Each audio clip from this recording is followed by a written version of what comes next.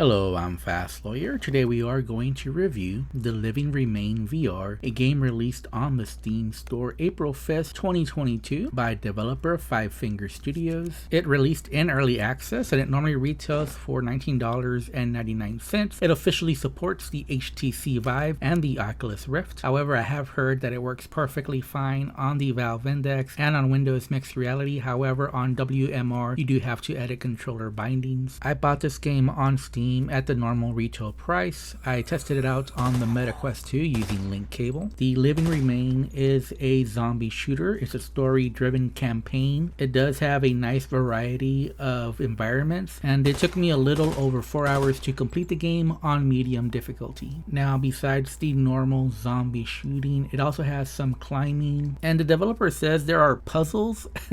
I'm not sure I would call them puzzles. It's just stuff like you have to find a key to open a door, or you have to break boards to get through an obstacle. Very simple stuff. Overall, I think The Living Remain is a solid game. It is good, but it's not great. And you might have heard a content creator say this is the best story-driven campaign since Resident Evil 4 VR. That's a load of BS. Anyways, like I said, I do think this game is a solid game overall. Let's talk about what I liked, what I didn't like. Let's get into some details. First of all, The Living Remain is running on the Unity engine. On my RTX 3080, I was getting a steady 90 frames per second. One thing I really did like about this game is that there are lots of different graphical settings available, along with other quality of life settings available. I did not experience any serious issues or bugs, so even for early access, I would say this game is pretty polished at the moment. You do have full locomotion, smooth and snap turning available. You can choose the degree of turn or how fast you want to smooth turn. You can choose right or left hand dominant. You can choose whether to have controller based movement or head gaze based movement. I will say that I found the head gaze based movement necessary because when you choose controller movement, when you get close to the zombies and try melee, or when you get close to the zombies and try doing different things with your weapons, your movement can become very wonky with the controller based direction movement.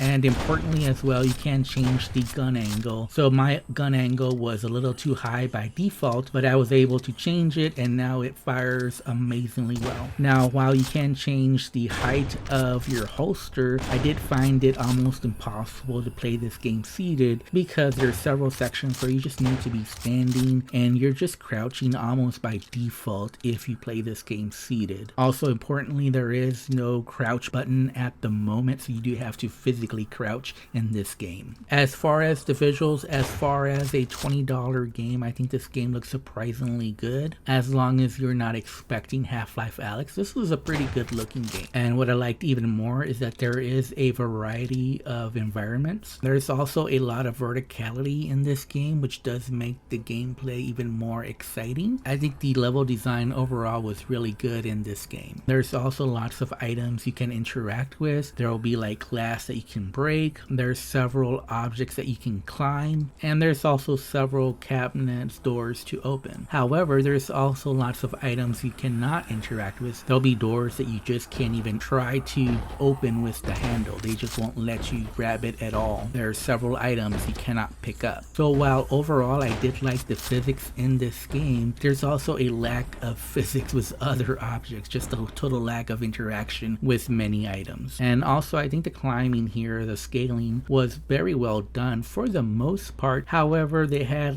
this little marker to indicate to you that you can climb that object, whereas there's several times where I thought maybe I could climb an object but you just couldn't because it didn't have that little marker there, even though it did appear like you should be able to. Now, as far as the core gameplay, the combat, there were things that I did like, but also things that really left me unimpressed. So let's talk about what I did like. I think for the most part, the weapons felt good. They all had different attributes and you can tell the weapons acted differently. I did like how you can dismember the zombies with a shotgun to the face. You'd blow their head off. I like the weapon upgrade system in the game, and the weapon handling here was pretty solid as well. The reloading, the weapon handling, two-handing a rifle versus one-handing a handgun. All of this was pretty smooth and polished, although I wasn't a big fan of reaching over your left shoulder to obtain the ammo for each of the weapons. It was just a little bit of immersion breaking there. The guns were pretty accurate. The shotgun was really good up close. The rifle was better at a distance. and the handguns were just convenient to use, although I will say that the shotgun was a little bit overpowered because once you get that weapon, the game does become very easy. What I didn't like though was the lack of enemy variety. There's really only the zombies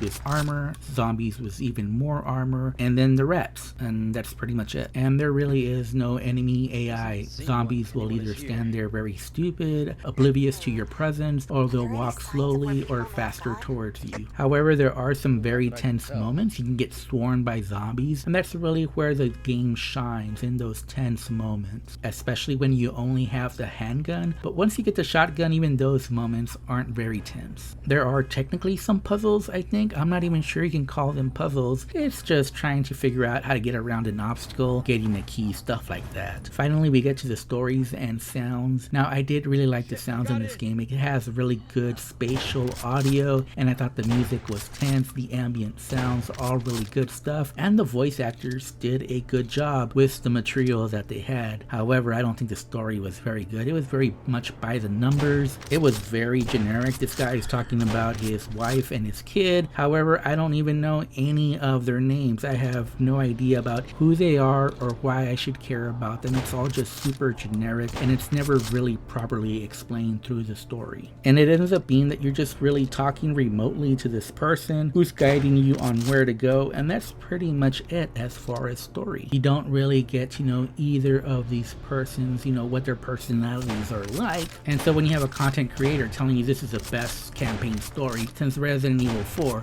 when I tell you they're full of BS, they really are full of BS. So while I did enjoy playing The Living Remain, and I think it's a solid zombie shooter, it also has some pretty big negatives that keep it from being great. The lack of enemy variety, the lack of enemy AI, and the very generic story. However, I do think The Living Remain is a modern evolution of Arizona Sunshine. It has all the modern VR mechanics that one would expect in a game coming out in 2022. And like I said, even though it's in early access, it's pretty smooth and polished. It has very good level design. The environments are good. The sound design is excellent. The climbing here is pretty solid. And it does have very tense moments. Keep in mind, this is not like Resident Evil survival type game. This is arcade zombie action. So overall, I think it's a solid, good game. And if I have to rate it, I would give it a 7 out of 10. Anyways, I'm Fast Lawyer. This has been my review for The Living Remain. If you enjoyed my review, don't forget to like, comment, and subscribe. And as always, have a wonderful day. Goodbye.